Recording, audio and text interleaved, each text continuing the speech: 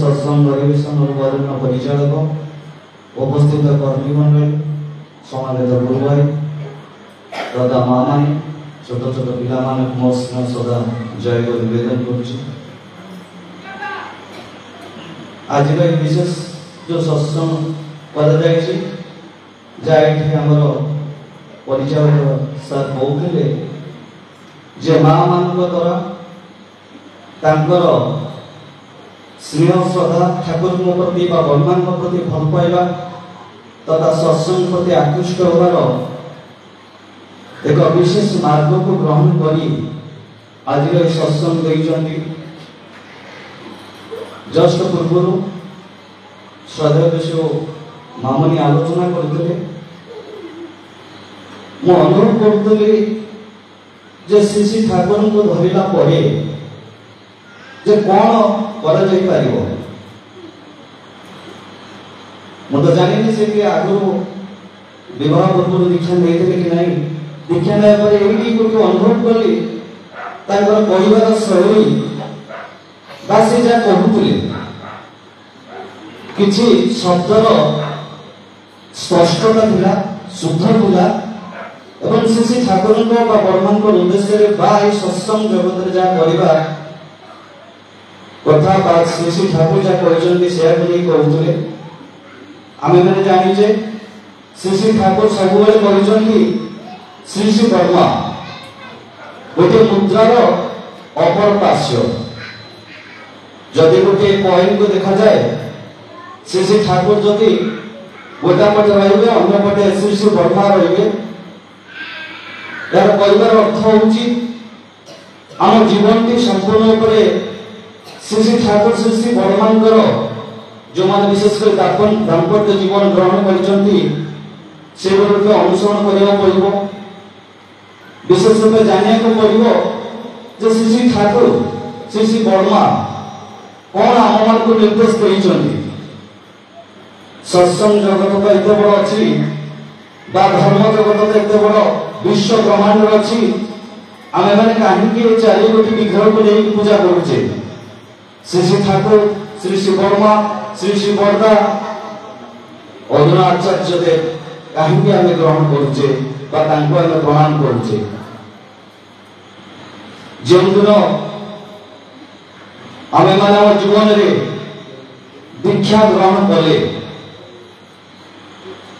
श्री श्री ठाकुर श्री श्री वर्मा को आम ठीक रूप से बुझी नले कौन श्री श्री ठाकुर सत्संग जगत कौन सत्संग कहले साधारणतः एक धर्म को धर्म भावना को बुझे थाए किसी दिन तले एमती गोटे जगह में बसी थाए किसी अबकारी नौथुवा लोक मैंने आसिले से कहले चलो जी सत्संग अर्थात खंजनी करवा जो खंजनी माला कर भोजन करा सी भी गोटे सत्संग श्री श्री ठाकुर को धरला बहुत जिन बहु प्रकार लोक कहते सत्संग सी भी गोटे सत्संग कले ठीक अच्छे ये जीवन को धन्य करने जिते ईश्वर आमको ये धरा पृष्ठ में जन्म देते आम मान पाखक जावाक आम जीवन को सार्थक करने सतर संग करने निश्चित जरूरी तेज केमी सत्संग कौ प्रकार सत्संग को धरिया पड़ो से दिन अभिनव मत कथा को नहीं कहते जे आम मैंने जाने a plus b whole square is equal to a square plus 2ab plus b square बा a square plus b square plus 2ab बा तमे कहि परिबो 2ab plus a square plus b square a plus b रो whole square को equalisation कले ताको हम तीन प्रकार समीकरण को नहीं पहुंचे पारिबा किंतु विशेष कर आमे माने जो धारे को नहीं जे आमे किभली रूप में धरि परिबा सत्संग कहले कोन से अभिनव जा कहउतले आमे धर्म भावना को अति सठिक रूप में धर्म को पालन करिया पड़िबो धर्म कहले मोर जहा कहिबी मते समस्त चाहुचंती मते समस्त देखुचंती ये कौन करूची तेणुकरी ए प्लस बी होस्कार को सठिक रूप से जब समीकरण कर जाए हुए तो विभिन्न मार्ग ठीक हो पाए किंतु a square plus 2b plus b square कहीं बजाउची ना हमें जब ए स्क्वायर प्लस 2ab रखिले ab प्लस ab से कि 2b ab ला 2ab ता दरु ए गोटे कॉमन गला b गोटे कॉमन गला एटा होची गोटे सठिक मार्ग अभिमान को कहया कथा होची हमको सक्षम धारा को एई बली रूप नवा पड़िए a plus 2ab plus b square नुए a square plus b square plus 2ab एई अर्थ को धरिया कहले मु तो मो दाम्पत्य जीवन विषय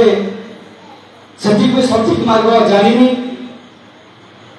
श्री ठाकुर कहला परे किछि किछि जानिया को चेष्टा करछि तथा दाम्पत्य जीवन को नै कि चालिया को चेष्टा करछि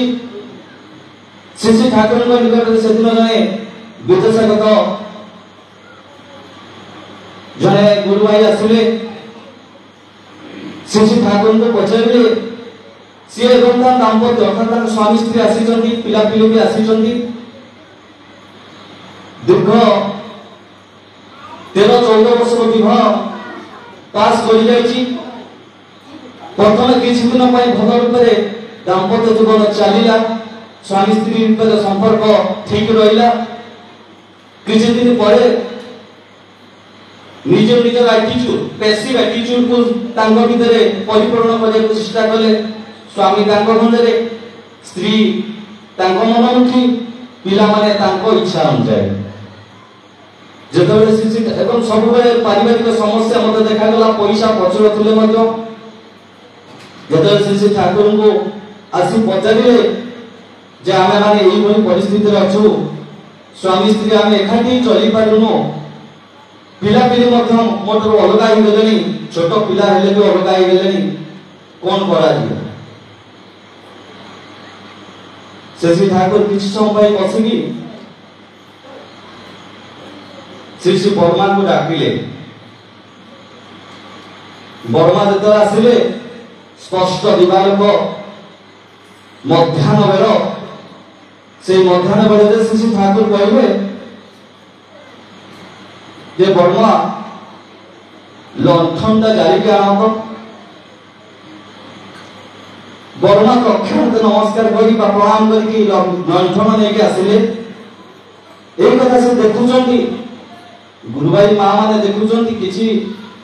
भक्त मंडल मते देखुचंती से मते बुझी पारुना श्री ठाकुर दिनटारे बा कोन करिवे लंठन को हमें बले जानि जे ए कथा को बहुत बार आलोचना करा जायछि जेतले लंठन टी नेकी आसिले लंठन टी थोआ गला समस्त भाबुचंती लंठन काहे की अणा गला तापरे श्री बर्मा को पचारचन श्री ठाकुर जे बर्मा मोर आपन सहित केबे झगड़ा होईची मोर आपन सहित केबे मतांतर होईची आम स्वामी स्त्री भितर केतेबेले कलह देखा देईची श्री बर्मा अति ससंकर में कहउछंती मते एभरु केबे आपन कटे देखिनी मोर जदि किछि भूल हो जाय थाई पारे मु काय अनुभव आपन थौ करिनी श्री ठाकुर कहउछंती जे देखुछ स्वामी स्त्री रे संपर्क कोन दिनटारे जे लंठन आनी करछि ता अर्थ कोन स्वामी रो कथा को निर्तंगरे कोनोसी भावना न नहीं माने मो भूल तथ्य न देई स्वामी के प्रति विरक्ति भाव न करी तांको कथा को संपूर्ण पर मानि चलीबाटा होउची हमर एई श्री ठाकुरंकर सत्संग बा दीक्षा ग्रहण करिबा सबुठ बड़ कथा होउची मु दीक्षा ग्रहण कली मु कोन कली इष्टवृत्ति कली प्रार्थना मन इच्छा कली नाम जति की पारिली कली बा न कली परिवेश सहित खाप होई चली पारली नाही तापर किछि दिन परे दीक्षा देइथिली हां सत्संग छाड़ी देइछि इष्टवृत्ति करूली